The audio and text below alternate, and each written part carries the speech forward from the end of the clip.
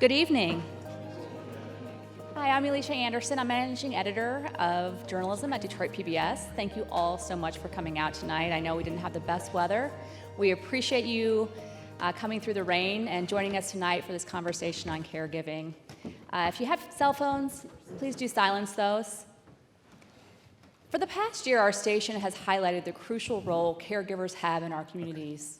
Stories produced by my colleagues show the physical, emotional, and financial aspects of caregiving, along with the joys and challenges that many caregivers face. It's estimated that about 1 in 4 adults in the United States is a caregiver. Many of us have already been caregivers, and others will step into the role in the future. The Detroit PBS Caregiving Initiative brings visibility to caregiving experiences. It elevates caregiver voices and provides resources and support. Tonight, we'll share some of the caregiving stories produced by our journalism team. You'll hear from some of our journalists, as well as people who shared their stories with us.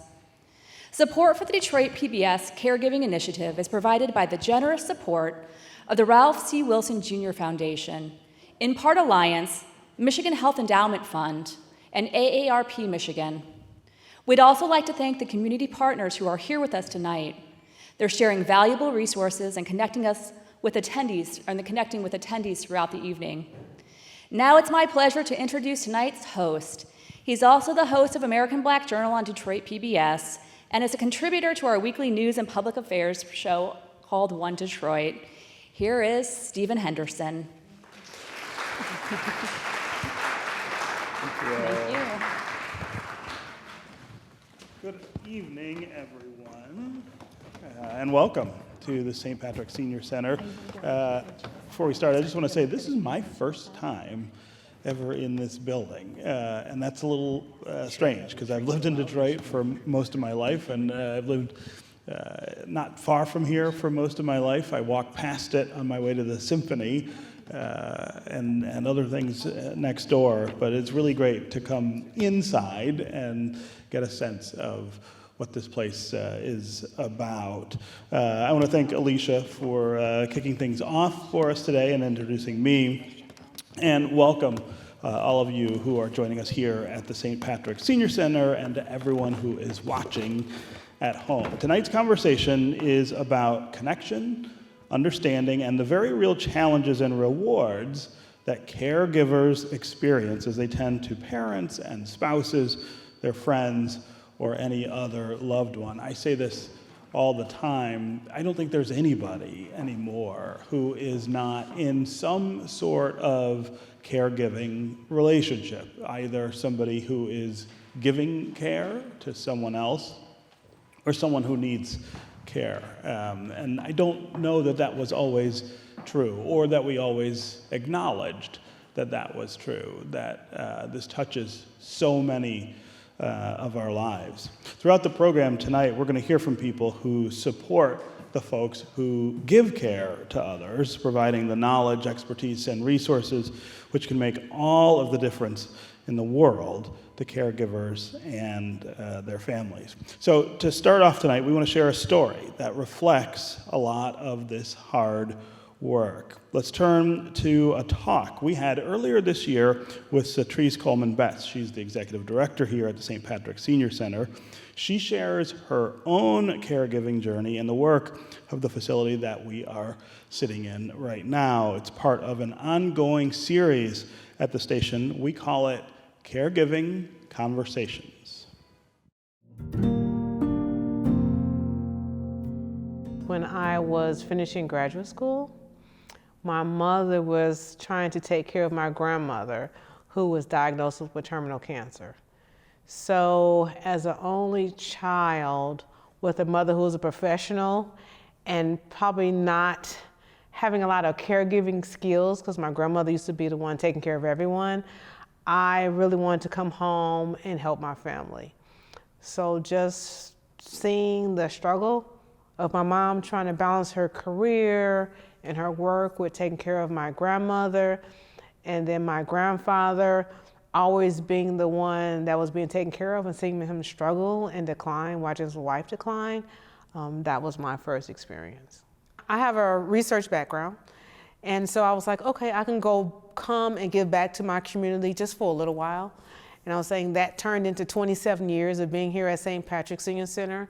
And I think just my caregiving experience made me more empathetic to what caregivers and older adults have to encounter. So here at St. Patrick's, we try to fill in the gap. I'm always looking for money for caregiving resources. I'm asking seniors to volunteer to help. My staff volunteers to help. We try to find other programs that we can provide that may free up some money or provide supplies or get them access to other friends.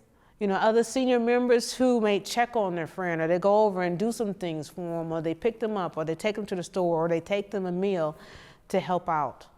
Sometimes I have to step into a different space from just being executive director, knowing that for many of the older adults that I serve, they don't have anyone. And so my experience and just who I am makes me say that, I'm their family. Sometimes people don't know that there's resources available if you're not in that space. Coming to a community center, having instances where you can, outreach can be conducted and you can be a part of that, makes you aware of resources. But when I was a caregiver, I'm a caregiver now actually for my mother, but when I was a caregiver for my grandmother, we didn't know. Advice I would give someone who's having difficulties being a caregiver is that to know that you're not alone. Seek community. There's resources out there. You just have to know where to look, which is hard. So reach out to your local area agency on aging. Reach out to your local senior center because there are resources and we're here to help you. Just as much as I give to the seniors, they give to me, and they've helped me grow, taught me a lot. Using their wisdom and experience to make a difference in my life and make me a better person. Join me in welcoming Secrece Coleman Betts. How strange is it to sit here and watch yourself on the screen? It's weird, right? So let's start with you giving a little bit of a welcome to the folks here. I said when I came out that this is my first time here at the St. Patrick Senior Center. Maybe there's other folks in the audience for whom that's also true, and certainly I think there are people watching who have not been here before. So give us just a thumbnail sketch of what you do here and why the work is important. Well, I would say St. Pat's is a great place to be. And we service over 3,000 older adults a year. And I am ecstatic that I've had the pleasure to be a large part of that. Our organization was founded by Sister Mary Watson. And to take over after a nun means that it also becomes your life mission. And I made a promise to her that I was going to take care of her seniors. And I try my best to do that. They are an extension of my family. I have a very small family. I grew up with just my mother and her two parents. I have two children, so we take care of one another, and my seniors have adopted my family, just as they have adopted them. And there's so many older adults that are alone. Sometimes you still have family and you're alone, and that's very hard to deal with. When something happens, the first thing we say is, do you have any kids? And sometimes you do, but it doesn't matter if you don't see them. It doesn't matter if the only thing that they want to see you is when you get your check or trying to find money, when sometimes you're struggling to take care of yourself. So my staff, and I have a wonderful, hardworking staff, there's a great support system here from the staff and from the senior members themselves, their community. They look out for one another. They take care of one another. They bring each other food, meals. Someone's missing. They go looking for them. And it's very important to have that space to help make sure that you're okay. You have to be okay also as a caregiver. It's very overwhelming and hard not to lose yourself, because often there's financial sacrifices that you have to make, and you have to make a decision. Sometimes you make those sacrifices and you can't afford it. Not everyone is blessed to be able to pay someone to do the things that need to be done. You have to find a way to, like, I'm a caregiver for my mother. She wanted to come here today, was not able to. And being an only child, mother and daughter, sometimes you're going at it. You're going at it nonstop because they don't want to have you tell them nothing. And, you know, with me, it's like, Mom, I do this for a living. I've been doing this for 27 years. It doesn't always matter. But you have to figure out, how can I still say what I need to say, because we want to make sure that you understand how it's really supposed to go. But then, and my mother was a professional, she graduated from Harvard, she worked for the city of Detroit. In her life, she had to come to grips that the life that she knew was no longer the life that she has. And she no longer has the power and status that she's so used to having, being a professional. So how can I give her her dignity, her respect, and let her have some sense of self-determination?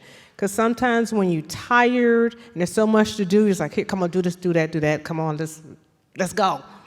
But you have to step back. And once I learned how to step back, she stopped hanging up on me. We stopped fighting, and we came to some sort of agreement, and she let me help her more.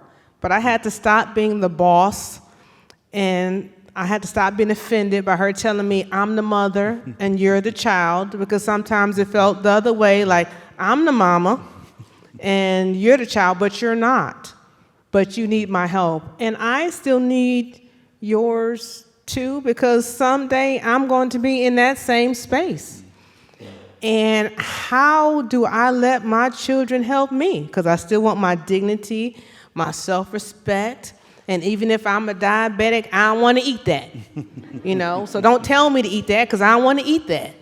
But how can we get you to still do things that's going to lead your health in a direction where you can maintain it as long as possible? Yeah. Sitting here listening to you, it sounds like you're in my household in some ways, right? Dealing with my mother, who also needs more care than she used to. You've been here for 27 years. Talk a little about how different things are now in the caregiving space and here at St. Patrick's than they were when you started. I don't remember us talking about caregiving that much. Yeah. It wasn't something that we really talked about, or the services, really. I think there is more available. It's just trying to figure out how to access it and what to do when you're in that gap of you're not Medicaid eligible, and how do I get those services? How do I qualify? How do I make my loved one feel comfortable, even if they have to give up all this information financially and fill out all these papers to get these services? There's such a shortage of caregivers now that it's extremely difficult to find someone who you can afford and who you necessarily feel comfortable coming into your home. And it's, I would say, harder to be a caregiver now because things cost so much, and you have to make these, sometimes you can't work, and you're trying to live off, you know, a lower income, I think, than it used to be. Talk about the things that you see here in terms of the supports that caregivers need. I mean, obviously you are interacting with seniors a lot who need care, but I imagine you also interact a lot with folks who are trying to support them. What kind of supports do they need? And that's the space that I think is hardest to acknowledge and talk about. Supports that the caregivers need. I think trying to figure out how to access those services, how to deal with burnout, how to still, I'm trying to figure out what to say, but be yourself. Sometimes you're given so much you lose yourself, and sometimes you need a getaway too. And you can't always find that help. Sometimes you look for, I'm not sure how many people are only children like me, but it's hard sometimes when you're the person who's always doing it, or you're the person that the person you're taking care of only feels comfortable relying on. And how do you get those supports? Some is from your area agency on aging. You have other organizations I always say your area aging is a good support system and know what those benefits are, but just knowing where to go for help and trying to figure out what is affordable for you. And last question, what supports do you need here? Places like St. Patrick's, that there aren't a lot of left, I feel like, but you are also providing support, providing care. What are the things, if you had a kind of 3-point wish list, things that you could use here that would make things easier and make them better for the folks who come? One of the things that we do is non-emergency medical transportation. So we take people back and forth to the doctor.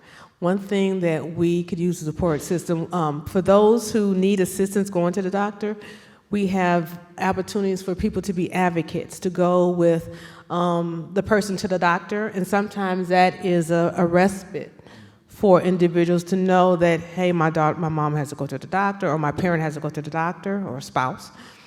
I don't always have to go with them, but I know that I can have someone who's going to go and then relay that information back to me. And sometimes you'll find in those relationships, the person who needs assistance you get more information because they're more open telling somebody else than telling you. Cerise, thanks so much for being here. Thank you so much. Okay, our next segment focuses on a topic that can be really difficult for many families, but is essential for their well-being, and that is helping their older loved ones plan for the future. Detroit PBS offered a 2-part series on this really important subject. Let's take a look at a story that focused on the financial side of the ledger.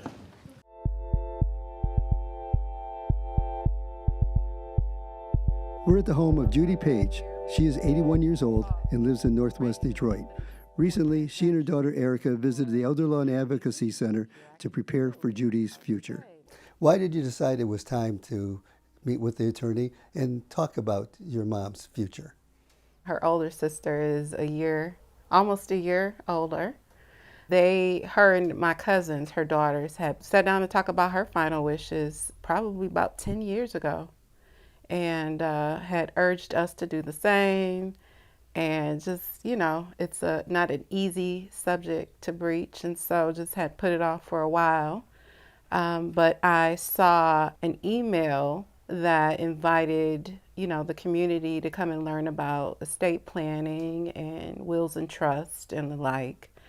And I signed up. I figured it'd been time enough to put it off. Judy, what made you think it was the right time to do this? I wanted to leave my daughter the house, and it was time to proceed with the workings, because I had a stroke, and I was not retaining everything that I wanted to retain. So you wanted to set down a plan for the family so they would know your wishes for the future? Correct. Erica set up a meeting with Antonia Harbin, an attorney at the Elder Law Center, to address sometimes difficult issues. Antonia first asked to speak to Judy by herself. Were you surprised when the attorney asked you to leave the room? I'm a little protective of her, so I was like, why do I have to leave? Because we do everything together. Antonia was very warm and welcoming, so I was able to trust her. and know that my mom was in good hands. And I wanted the attorney to understand that these are her wishes and not mine. Erica and her mom knew there were documents they needed to sign, but a will was not on their minds. Honestly, I hadn't thought about a will. You think that when you're wealthy, that's when you think about a will. But talking with Antonia, we realized that, yeah, it actually is important. It really is not. It's more about what happens with the assets that you do have, you know, after your demise, because you're dealing with so much when you lose the loved one. So just one less thing to worry about. And I'm glad we did it. A recent survey by the University of Michigan Institute for Healthcare Policy and Innovation found that most Michiganders 50 years and older have not taken the necessary steps to prepare for their long-term needs. Only 25% have designated a durable power of attorney for medical care, and only 24% have identified the people in their lives to serve as their caregivers. Even among those aged 65 and up, only 37% have a signed durable power of attorney. The survey also found that 39% of those 65 and older said they had not talked with family, friends, healthcare providers, or anyone else about their options and wishes for long-term care and caregiving. It's a tremendous help. That is the kind of planning for the future that the Elder Law and Advocacy Center helps clients with, and they discuss the necessary paperwork to make sure those plans are carried out. Antonia Harbin, Judy Page's attorney at the center, explains. The Elder Law and Advocacy Center is a division of Neighborhood Legal Services Michigan, and we do a lot of different type of work there. We provide free legal services for those who are 60 and older who live in Wayne County and their caregivers. And we do all types of legal services, landlord-tenant, probate, we do elder abuse prevention. We also do life planning, and we help with kinship caregiving as well as other caregiving. Those are just to name a few. Yeah. And outside of that, I really wanted to tell you about our First Tuesday workshop that's been going on for many years now. And it gives those who are 60 and older the opportunity to get their life planning documents done for free. The workshops are held by Zoom and by conference call. If clients want to proceed, they fill out forms and then meet with an attorney one-on-one. When would you say people should start thinking about these life planning documents? Well, really 18 years of age or older, but you know, that rarely happens just because people may not be prepared to have those conversations. But I would say those conversations should be more immediate because you never know if something will happen or kind of can happen. So just having them as soon as possible. There are generally two primary documents that need to be executed. The financial durable power of attorney gives a designated individual the authority to manage bank accounts, retirement funds, and other assets. The durable power of attorney for health care specifies the kind of treatment a person wants if they are incapacitated and designates an individual to make decisions according to those stated wishes. With the life planning documents, we often say those documents are even more important than those after death because they control while you're living. They help you to continue your decision making as you're living. If something happens, you become incapacitated, unable to give your preferences, give your thoughts about certain things, then someone you've trusted can actually step into your shoes and make those decisions for you. Antonia says dealing with older adults is something that gives her great satisfaction. Really being able to talk to older adults about what their situations are. They have so much wisdom. So I enjoy every moment. Every time we get to meet, talk, it's a great joy for me. Completing the paperwork, knowing that her wishes will be carried out when the time comes, brought peace to Judy and her daughter. Now that all the paperwork is signed, sealed, and delivered, how does it make you feel knowing that that's all in place? It's comforting that it is all in place and I don't have to worry about it. And I was glad that it didn't really cost me anything because it was free of charge. A burden lifted, for sure, because like I said, it nagged me for quite a while to get it done, and it just, sometimes we make up things in our head, like it's just gonna, I don't want to breach this conversation. I don't, you know what I mean? But it's a burden lifted. But then on the other hand, it also is a kind of a nudge for me to get my own paperwork done, which is a whole nother story. Now I got to have the conversation with my children. I at first was apprehensive, and I'm glad I did it, and it was all over the way now, and I can relax. Please help me welcome Marty Fishoff. He is the Director of Community Engagement at Detroit PBS, and Erica Page. She is a caregiver for her mom, Judy. Sitting and listening to the conversation in the video, I was really struck by a couple of things, but the one that really jumped out at me is when they said, you should start at 18 thinking about these things. It's been a long time since I was 18, but I will tell you that was not on my mind when I was that age, and I don't think it's on most people's minds when they're at that age. So Marty, tell me about what brought you to this subject and why you thought it was so important to bring that message out. Well, thank you, Stephen.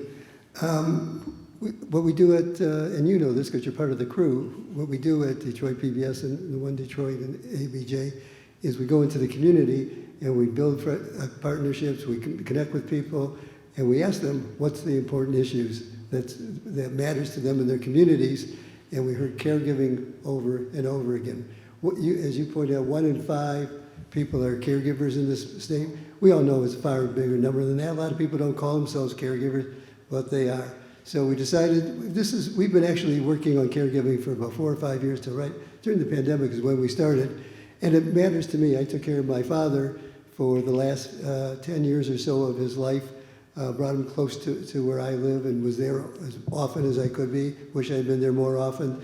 And I wish I had the support and the knowledge to take advantage of the services that are available to us that people do not know about. So again, we built the partnerships, we built connections with the wonderful people, Satrice and her whole team here at St. Patrick, and all the great people, the organizations are represented downstairs, and they helped us decide what stories we cover. We've done things on dementia care, respite care, the shortage of, as Satrice says, of paid care workers, and on and on and on.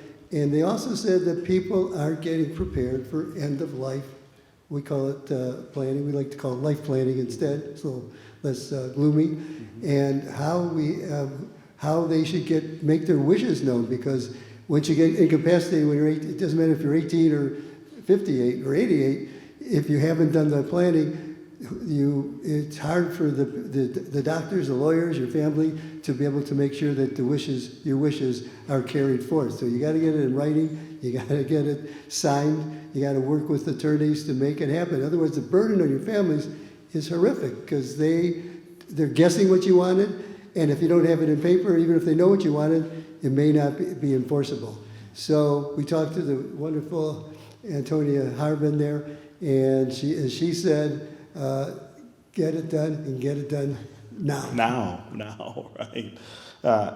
Erica, it was really interesting to hear you talking with your mother about how you had come to the decisions that you've made and doing the things that you've done. I wonder if you can go back to the first conversation you can remember about that with your mom, because I think that for a lot of folks is the hesitation. Like, how do I start that talk with my parent about these things?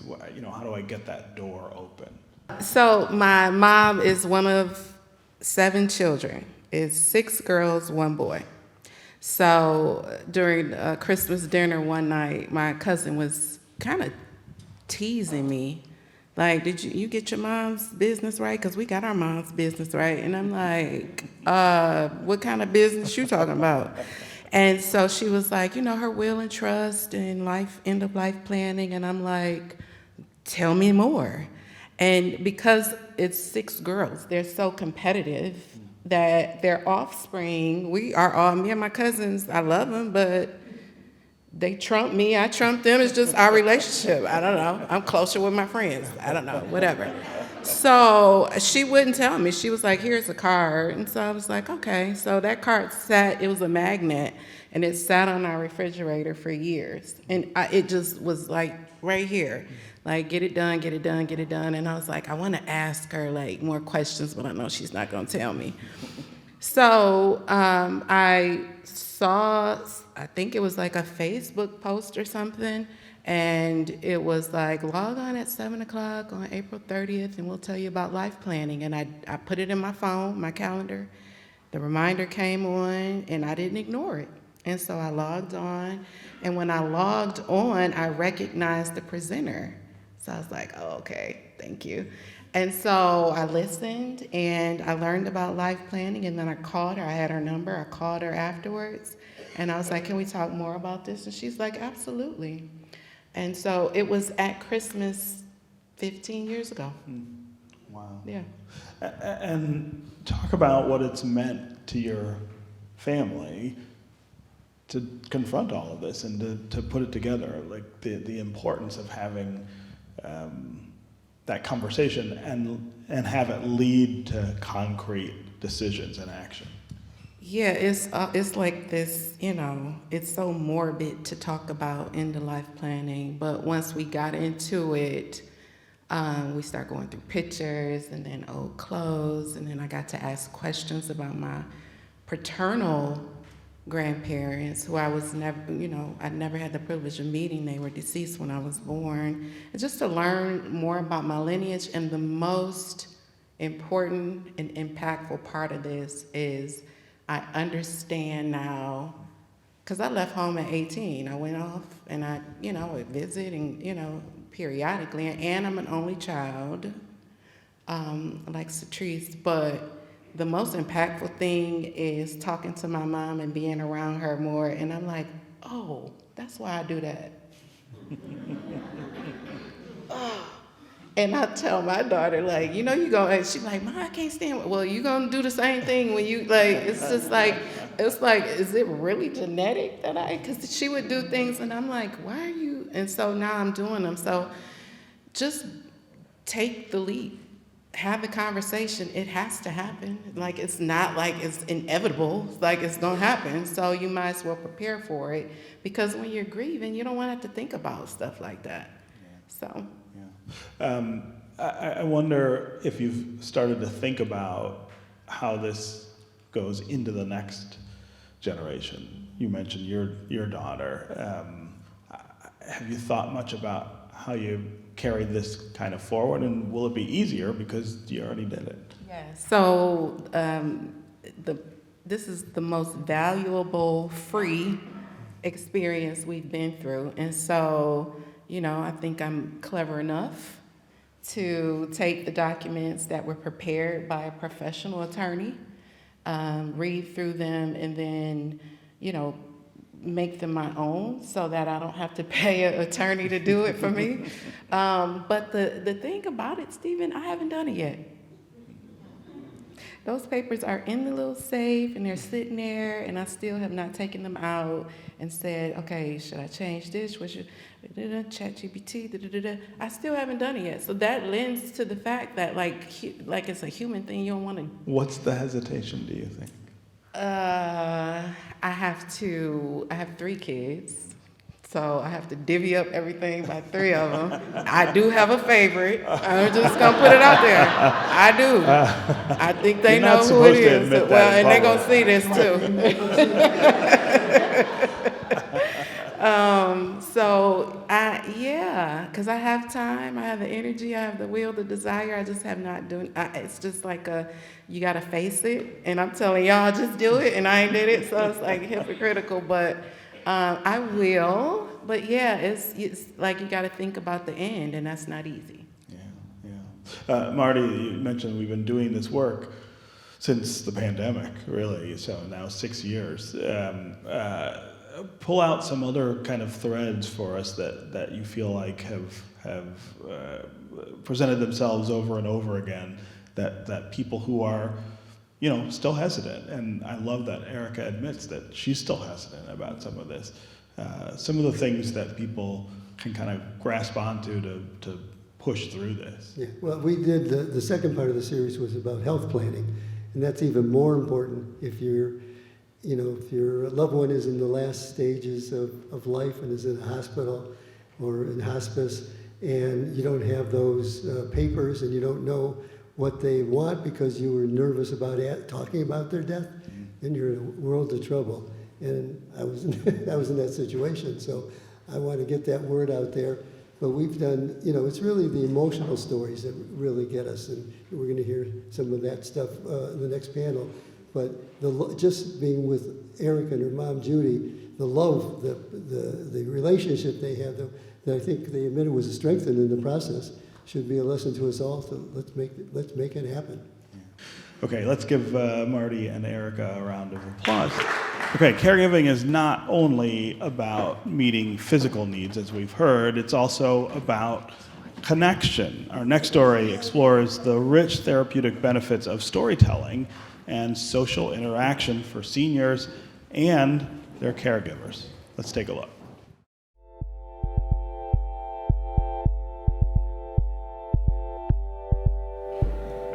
One of the reasons I continue to show up every day is their stories. Sabrina Seymour, Life Enrichment Director at Story Point Assisted Living in Northville. Do you see their eyes light up? Or I do. I mean, you see it all over their face. You hear it in the change of their tone. I wish people knew what they could learn from our residents, the knowledge that they bring, the life stories that they bring, and their life isn't over. Because that's my job, is to tell them and show them that there's still new things to do and to learn and to see. Talking story with seniors at Story Point. Seymour sees the benefits to her residents and the people who work with them. There are studies that show that too. And so I did some research in the area, marrying storytelling and older adults' well-being.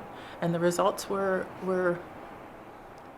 profound, I would say. And the research out there is really compelling to show that older adults need to have their stories heard. Professor Elizabeth Murphy, a media psychologist and a caregiver herself, she specializes in issues facing seniors. Storytelling is a good vehicle to help them look at their lives and create and solidify, crystallize, so to speak, the stories of their lives. So they can look back and say, I've lived a good life. This is who I was. This is who I still am. In Columbus, Ohio, the Brookwood Point residences. Murphy visits with campus director Christy Swoyer. We've talked a lot about happiness and aging well, but one topic is storytelling. Murphy teaches at Ohio Dominican University nearby, and she's working with seniors here. That's one of the primary goals, I think, is to get people to feel comfortable creating a story. And we talk about how to do that, the story format, but everyone has a story. Here, talking and listening. A more resident-oriented approach, Christy Swoyer says. It's now about what is important to the residents and really knowing them. And you're seeing a difference, do you think, with getting results or getting a better outcome? Absolutely, and I know caregivers are much more effective when they can relate to the resident. Some of the feedback I get from programs I do and my research is that people feel heard, they feel validated. I had one woman say at one point she felt like she had her 15 minutes of fame. Right? We remember things better in a story format than just written. Physiologically, we see a lot of good benefits as well, too. We see stress reduction. We can see boosts in mood. And sharing stories also helps connect bonding, and our brains light up when we hear and relate to someone else sharing a story. I think it's really meaningful. In Massachusetts, Dr. Annie Brewster's Health Story Collaborative has taken storytelling into the field of medicine at Harvard University. I'm so excited for everyone to hear your story. Here, an online gathering led by some Harvard medical students. There I was, a spunky, sassy, talkative young girl growing up in Fruitland, Maryland. Through finely crafted stories, 3 storytellers connect their lives to the medical challenges they're facing. And then, triumphant, awake, alive, we surface. Thank you so much, Janet, for sharing your incredible story. You really It's something that people resonate with. I think it's really meaningful, and I think it really is therapeutic. We start with the individual who's sharing their story, is sort of at the center of this ripple.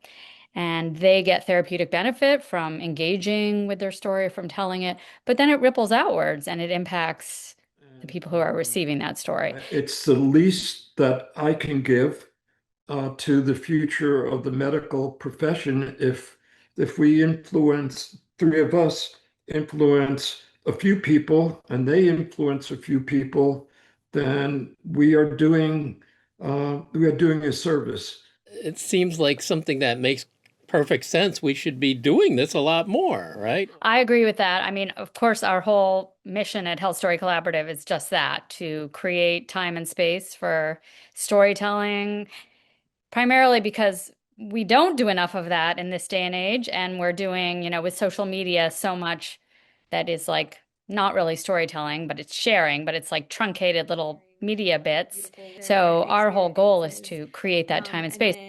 You had done some work with seniors. Tell me about that. Yeah. I mean, it was sort of a pilot project, and unfortunately, we didn't get funding to take it further, though I think it's so important. I had a very good life. I'm a native Bostonian. The reason we came to that is it intuitively makes sense to me that I think in our culture in particular, we don't always respect elders. The disrespect, maybe not listening enough. A term for that? It's called ageism. Ageism is still out there and impacts emotional, mental well-being of older adults. Even patterns of speech vary a little bit. When you see someone interacting with someone that's older, they kind of go to an elder speak at times. The voice goes higher and they interact with them differently than if they were maybe a younger adult or a young person. It strikes me this is part of the therapy or therapeutic benefit that maybe could be a more formalized sort of thing that you might see in retirement homes or... Oh, absolutely. I think it should be. And I think also not only would it be beneficial for the residents, for the storytellers and the listeners, but also their families that could be invited in to watch or witness, but also the staff. As a healthcare provider, I've seen that there's so much burnout, and I think it's probably similar in assisted living facilities where there can be burnout. It would be beneficial to the staff as well in these facilities. And it deepens relationships. So even relationships between staff and residents would change hearing each other's stories. It's really not that hard to be kind, to just listen, hear, reflect, confirm, and validate, and then share a similar story. I think because the age demographic we have, they lived through a lot. They lived through the Civil Rights Act, they lived through Vietnam, they lived through so many different things that I think can get lost in translation almost throughout history. So having the real world account of what they lived in and what they lived through is really important to document and to ask those questions, like, what was it like? Was it like what we read in the history books? It's like, was it really like that? Or, is it inflated or is it downplayed from what maybe I learned in school? So I think documenting it is really important, and I don't know if we do that enough. Please welcome Bill Kubota. He's the senior producer for One Detroit and one of the people featured in that piece, and Sabrina Seymour, who's the Life Enrichment Director at the Story Point Senior Community in Northville. So, Bill, I'll start with you. What drew you to this particular story about caregiving? It kind of goes back a ways. I've done some projects where we've interviewed a lot of older folks, dragging equipment around the country, and one of the guys in the room here was with me on some of those. You discovered people were happy to share stories that their kids never heard. And you kind of go, why not? Well, the kids didn't know what to ask, or maybe the subjects didn't really feel that comfortable sharing with their own children, but they talked to somebody else, and that was kind of a clue that, when you make documentaries, people tell you stuff. And then the other thing, my daughter was working at the Story Point Northville for Sabrina, and she'd come and tell me all these amazing stories of the residents there. And we also had a project called Destination Detroit, where we talked to people about why they came to Detroit. So I was hearing all these stories, and we got to converge all this stuff together to record some history and help some people. People that like telling stories. I thought it's got to be the case that this is good for them physically, mentally, and looked it up, and that was the case, and we interviewed some professionals about that. Yeah. Sabrina, tell us about StoryPoint and the work that you do there. Sure. So StoryPoint is a assisted living and memory care community in Northville. And my job as their life enrichment director is to plan their day-to-day activities. So I like to say I have the best job, I have the fun job, because I get to plan, like I said, all the fun stuff that they do every day. And tell us about the approach, I guess, at StoryPoint, and the role that this kind of storytelling plays in that community. Yeah. So StoryPoint has a philosophy. We call it 1440. So there's 1,440 minutes in every day, and we need to make those minutes count. So my job is to create experiences for them to make those minutes count. So I look for, when I'm talking to them and asking them about their life, I'm asking questions that will lead me to what can I plan for them. It can be as simple as, I took an outing to the Motown Museum. I had a lifelong Detroiter, huge Motown fan, never had been to the museum. So why not take a day, take them to the Motown Museum? And she sang, and she laughed, and she talked about the neighborhood, and it was a great experience for her. And it can be a little bit more meaningful. I had a resident turn 100 last year. She was my very first centenarian. And all she wanted to do when I asked her what she wanted to do for her birthday is she wanted to watch her wedding video from 1955. And I'm thinking, how in the world do I take a video from 1955 and convert it to work in 2025? But I figured it out, and we got her to watch her wedding video. There was no sound. It was all in black and white, but it was absolutely amazing. And she had her glass of champagne and her chocolate cake, and she did pass a few months later, so it was really special for me to give her that last opportunity that she asked for. What kind of reactions do you see and I guess hear from the residents to the kinds of programming that you have at StoryPoint? Yeah. I take a little bit of a different approach. With that 1440, I also am determined to give them something that maybe they've never done before. My centenarian, she's lived 100 years, but maybe she hasn't done everything under the sun. So the reaction sometimes is positive. Sometimes they're like, what in the world are we doing right now? But I will say most of the time it's positive. They're down for anything, pretty much anything I throw at them. One time, just as an example, it was Halloween, and we had a bunch of extra pumpkins, and I thought, well, why not get a slingshot and slingshot them across our courtyard and see who can, slingshot it the farthest. And they had a ball. It was so funny. It was so fun. I found a slingshot from Amazon, and we're just chunking pumpkins across the courtyard. Seeds are going everywhere. And they still talk about it,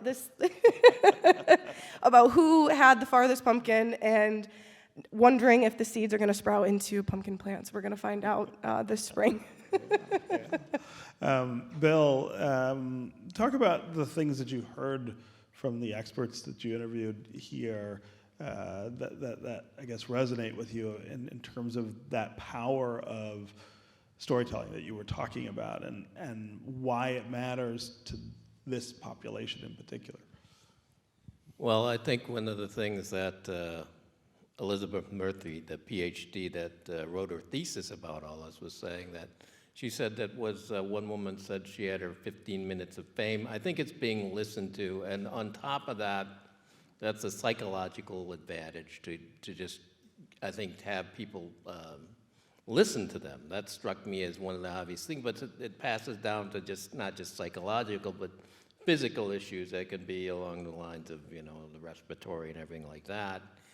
And then with the medical doctor, Annie Brewster, she went through her own trauma and was exploring things and figured out, I think, that storytelling was therapy for her as a physician at Harvard Medical School. And so she dove into it further and was trying to, and she is doing an actual programming with the students at Harvard to train them to prescribed storytelling for some of the patients. So clearly this was a good thing for them, and obviously she thought she could delve in a little bit to the seniors. She did. I think it's obvious that it would be the case. But with both those people I talked to, Murphy and Brewster, they were kind of like, I don't know many other programs like mine. So it's, to me, it's like an obvious, needs more exploration. Let's go look into this some more. And I also thought that maybe there could be more formalized programming along the lines of what you're doing over at Story Point that maybe they should be doing everywhere. Sabrina, I wonder what effect you see from the work that you're doing with the families of the people who are at Story Point. I mean, I think sometimes we don't think that much about the family that still exists for many of the folks who are in environments like that. And I wonder what the reaction is, I guess what the impact is for them, for the way that you're doing the work that you're doing with their loved ones. Yeah, I think the families is a piece that isn't always talked about in my part of the senior living world. It's easy to talk about them in terms of caregiving and financial things and all of that, but in the life enrichment arena, it's a sense of my parent isn't just sitting in front of a TV and sitting there. The families want to see their loved ones getting out in the community, going on outings, getting involved with groups, getting involved with they like to see them participating in their own life, and it brings them not only the peace of mind that they're in an assisted living or in our memory care, getting the care that they need, but they're also getting the mental care of a stimulation and people to talk to, and they're not sequestered in their homes. I go in and bother people all the time in their apartments just to say hi, bring them their mail, just that there's another human interaction to them. It really brings the families a peace of mind. And I'm also curious about the interaction among the residents there, how different that might be because of the things that you're doing that you might not find in other facilities. Yeah, we have communal dining, so they come down for breakfast, lunch, and dinner. And then we have all the activities. And then they formed their own clubs. We have a Bible study that they formed themselves that happens every Monday. I have nothing to do with that. They found their own group. They reserved the room. They come up with their own topics that they want to talk about. And then they kind of take each other under their wings. You know, maybe one person is declining a little bit faster than another. They'll let us know, hey, so-and-so at dinner the other day, they had an incident. And that lets us know, oh, hey, we need to put some eyes on this person, or maybe a little bit of extra love. And it's really beautiful to see the friendships form from this kind of random happening of fate of being in the same community at the same time. Maybe they don't want to be there. And just having one friendly face in the dining room can make or break their experience at our community. So before we go to questions, we want to share a few more voices from Caregiving Conversation series. All of these that were filmed right here at St. Patrick. Each caregiving journey is, of course, unique, but these stories remind us of the shared humanity at the center of this experience. Let's take a look.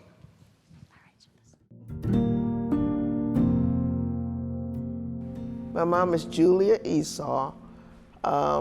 She's 105 years old as of October 29th last year. Actually, I don't consider myself a caregiver because we take care of each other. My belief is if a person can already do an activity, allow them to do it until they can't do it anymore. Then that's when the caregiver steps in and does it for the person. So my mom, which is 105 years old, she is able to dress herself, tie her shoelaces, put on her boots in the wintertime. She cuts up our fruit and makes our fruit bowl in the morning. She cuts up our vegetables and makes our tossed salad in the afternoon, in the evening for dinner. And she basically does everything herself. There are caregiving workshops that Mom and I have attended, because we attend almost everything together. And there are caregiving workshops And I listen to people and they tell me the problems that they're having. But Mom and I, we don't have those problems. But it's nice to know that there are other people who are in similar situations. I have two people that I give partial care for. One partial and the other one, I'm his durable power of attorney for medical and financial. So one is my sister, and she lives in a building next to me, but she has mental health challenges. So she takes care of herself pretty much. And, you know, with the help of my husband and my children, you know, we can help her get to and from appointments and whatever she needs. The other is a gentleman who I've known since 1966, but I was originally best friends to his wife. And one time when she was ill, her son, who I also was pretty close to, both of her sons, he asked me to look in on her and kind of take care of her mom and dad. So I stepped in at that point. My husband is very, very helpful. He's still very agile, and he assists me in whatever I might need.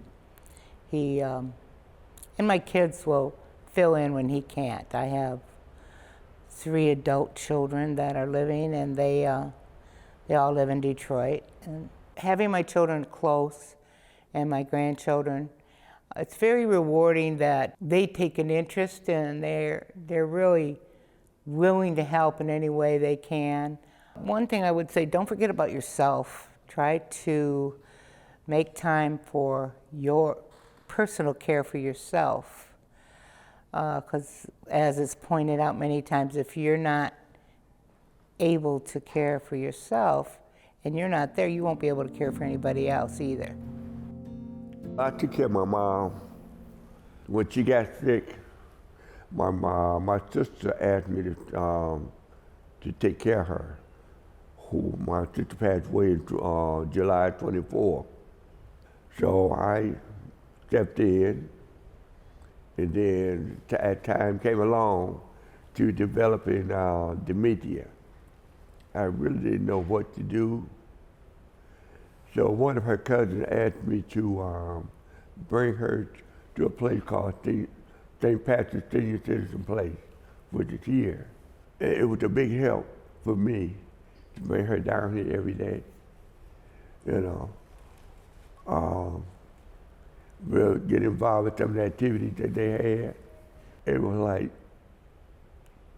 almost 3 years after I retired that I had to step in and help my mom. I'd get up and cook breakfast for her, help her put her clothes on, you know. Then I'd take her out to visit her cousins. So when she passed away, I just kept going, coming back to St. Pat. Okay, we are rejoined on stage by Marty Fischoff as well as Erica Page.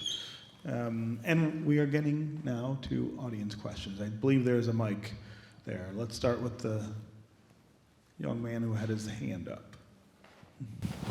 Thank you. Hope it's on. I was curious with regards to the subject of storytelling, and you mentioned there was really frequent, or it was very common for people to share stories more with strangers than they would with their own family, and that there was certain stories that they, you know, would share to you that they had never even spoken to with their children. Have you come across any number or any particular types of prompting that might help the family really kind of initiate some of those conversations or get to know their elders a little bit better? I would say sometimes you just gotta be really interested.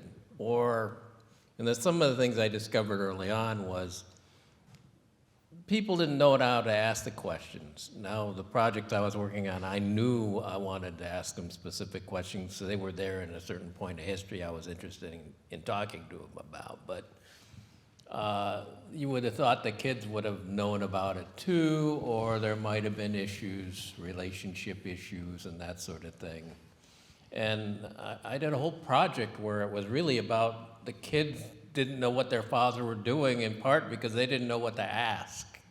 And I think sometimes somebody that's not so close, when they're just trying to get to know somebody, kind of starts not prying, but I don't know, it's in your case, stuff comes out of them. My daughter, working with Sabrina, she's talking to this one woman, she goes, I'm telling you stuff I don't want my kid to know, you know? And it's just because of that kind of relationship that you build, right? What do you think about that? I agree with you with asking the question. I think also as someone that has a family, and it's getting okay with asking maybe some uncomfortable questions that maybe you don't want to hear the answer to, that your loved one has maybe protected you from the answer, and being brave enough to ask. As a stranger, sometimes it's easier to ask those uncomfortable questions because what do you have to lose, almost? So that would be my recommendation, is be brave and be okay with being uncomfortable and maybe hearing an answer that maybe you don't want to hear. But also, I think you create a different kind of bond, which is important. But it's also, I think you're interested. I know some people, probably even what you work with, are really not that interested in the people they work with. They ought to be, but it takes special people to kind of dig in and really care. Next question. Someone in the back there. Hi, Sabrina. I was wondering, I heard you mention that where you're working, I think it's residential. I'm wondering if it's assisted living, independent living type of facility where you have your program on the premises and the residents, they have assistance from other caregivers there as well. Yes, so it's a fully licensed assisted living, and we do have a memory care community as well. So all of my activities, events outside of outings, all happen on the premises. And they all live there, and there's caregivers around the clock, nurses around the clock, and staff, yeah. Could you tell me a little bit more about what the difference is when you have memory assistance care as opposed to just communal living or Sure. assisted living? Yeah, so the difference between assisted living and memory care, the major difference is our memory care is secured. So it's designed for those that are in that part of their diagnosis and their dementia journey that maybe we call them a flight risk. So maybe they tend to wander. Maybe they had an experience while they lived at home that they wandered out of the house, got lost, things like that. Memory care also provides a little bit more one-on-one care that assisted living does, but memory cares are normally smaller. Like we have 27 residents in our memory care, and we're at max capacity. So we have a little bit more specialized care for those with dementia that live with us. So the main difference is it's secured, and there's just a little bit more education and attention to that dementia journey. Because not everyone in assisted living has dementia, but everyone in memory care does.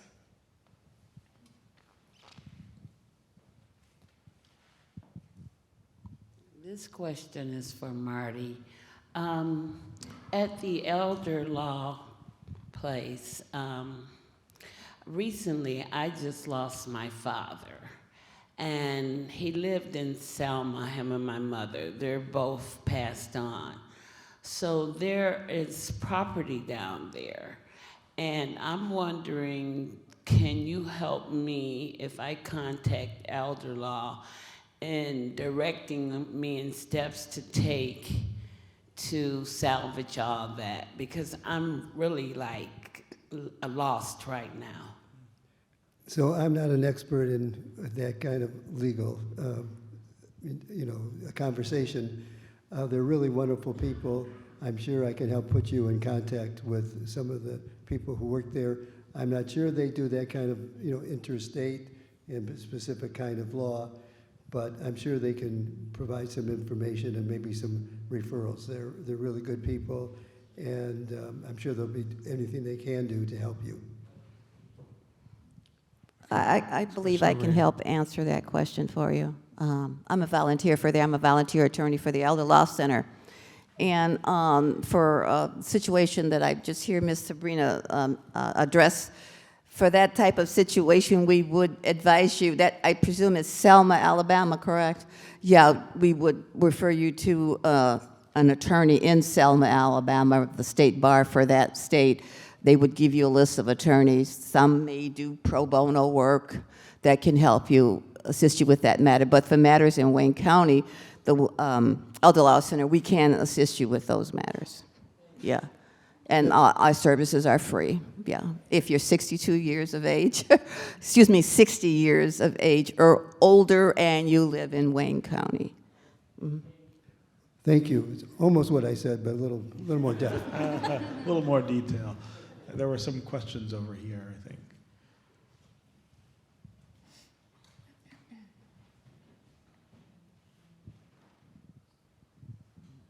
Okay, Sabrina.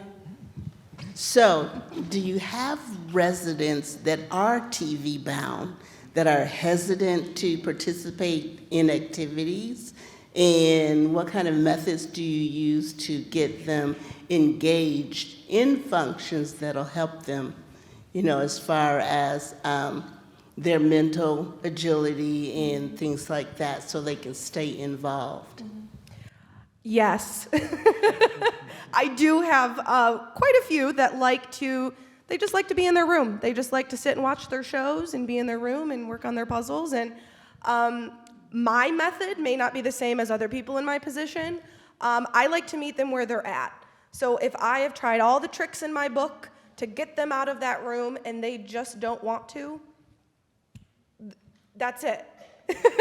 I'm going to come to them. So I'm going to bring things to them. I'm going to come and bother them in their apartment and sit and watch TV with them and give them at least the engagement that I can provide them with just a conversation. Sometimes it's bringing them their mail, and I'll sit and read their mail to them, and we'll look at all the junk mail, and we'll talk about why do they send us all of this stuff all the time. So I think the most important with that is just to meet them where they are. They're adults. They can make their own decisions, and if they don't want to participate, I just can't force them, and I don't want to. But I will say, as the relationship grows between me and that resident, more than likely they're going to come into stuff just because I've asked, me or my team. So yeah, it takes time. It takes building that relationship, meeting them where they're at, and just not trying to force anything out of them that they just aren't interested in doing.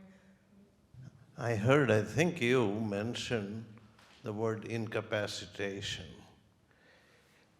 Incapacitation, I have idea what that is, but question I have is, over time, the incapacitation meaning changes for a person, or whether it's caregiver or not.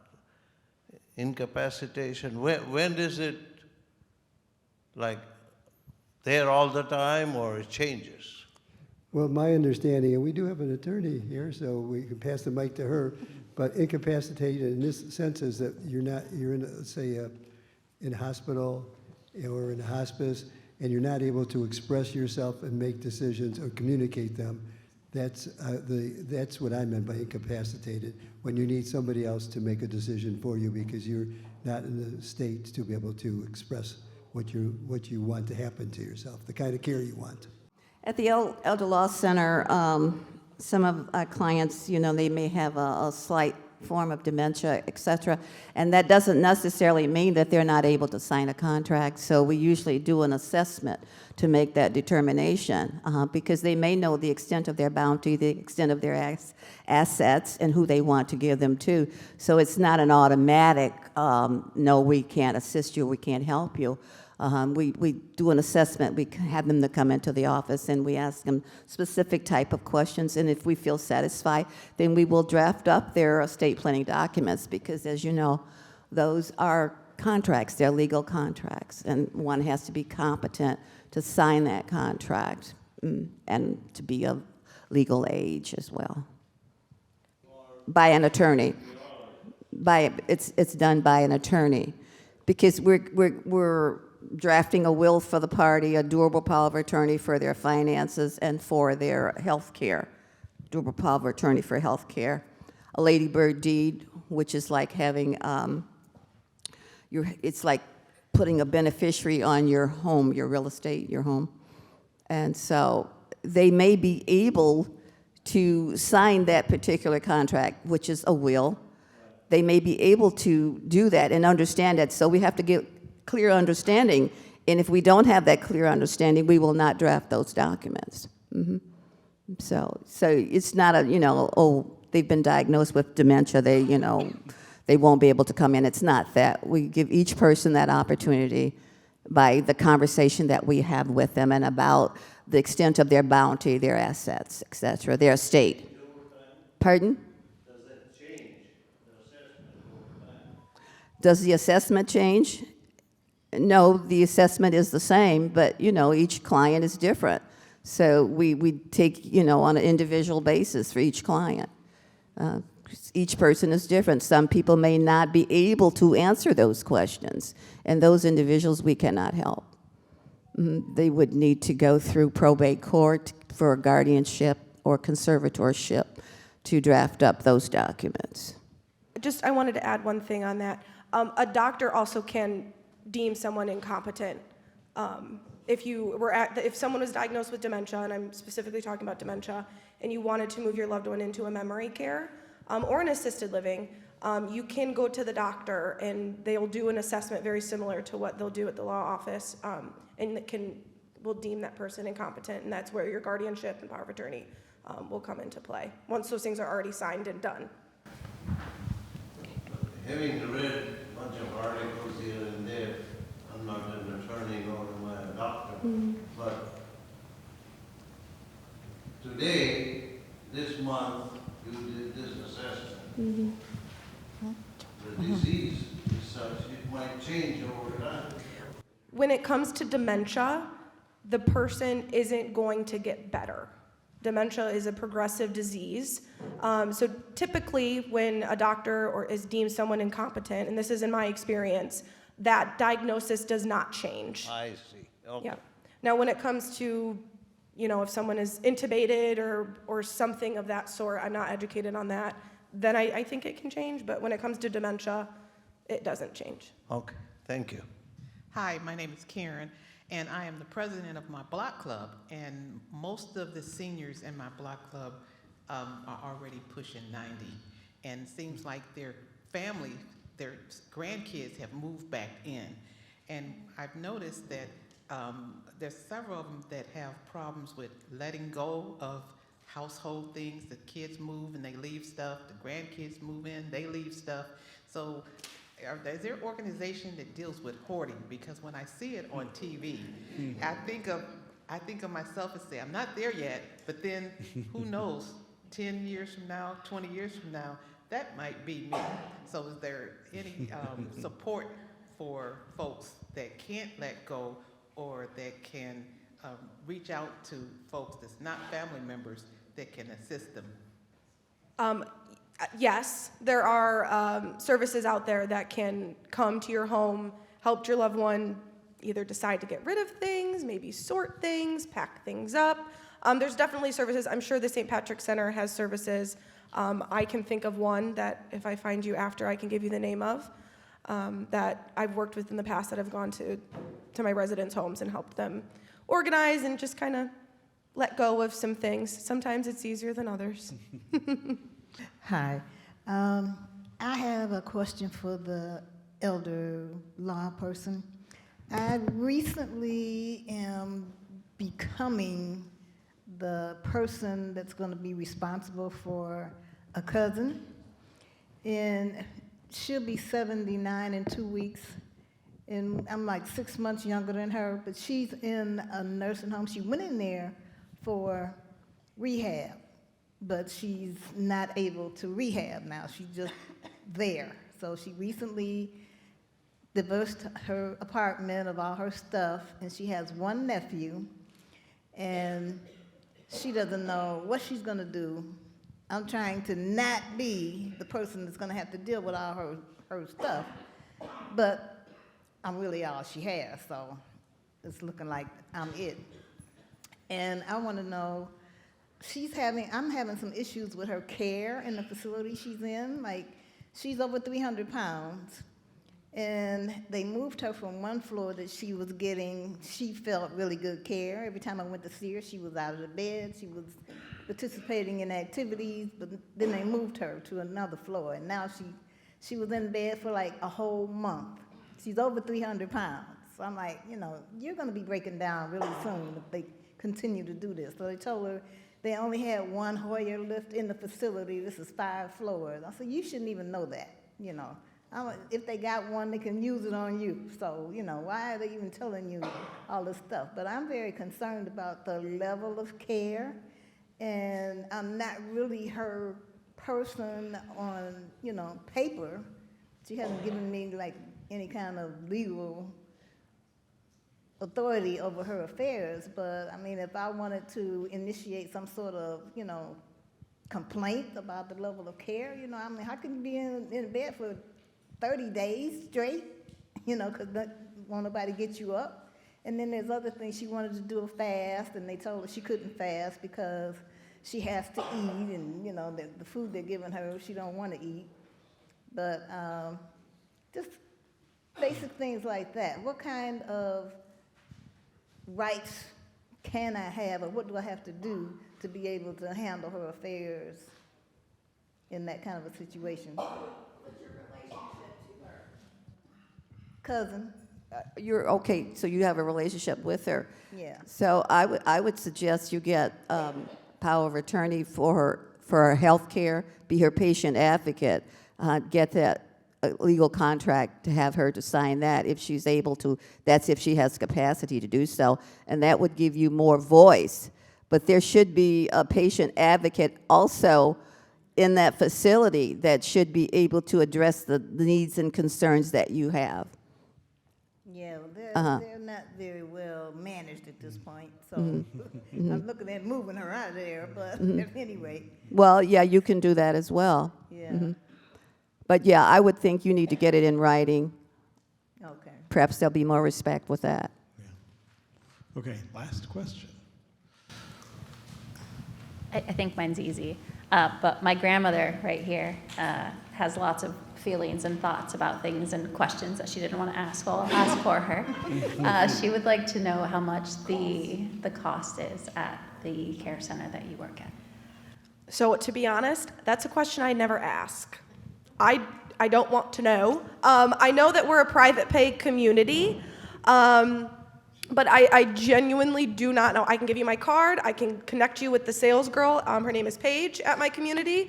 But I've just never asked the question. It doesn't, maybe I should, but because I'm not there to know their finances. I'm there to just provide an experience for them. So if I see you after, I can give you my card. Sure, absolutely. No problem. Okay, well, let's give our panelists another hand.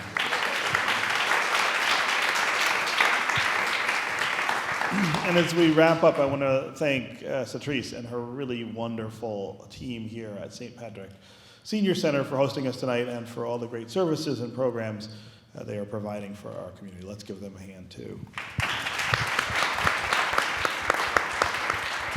And of course, we want to thank you, our audience here and at home, who are the reason we at Detroit PBS do our work. To continue this conversation and to access all the stories and resources Detroit PBS has assembled on its website, please visit detroitpbs.org/caregiving. Support for the Detroit PBS Caregiving Initiative is provided by the generous support of the Ralph C. Wilson Jr. Foundation, Impart Alliance, Michigan Health Endowment Fund, and AARP of Michigan. We hope you found this evening helpful and rewarding, whether for you or for someone you care for. Thanks for being here, and good night.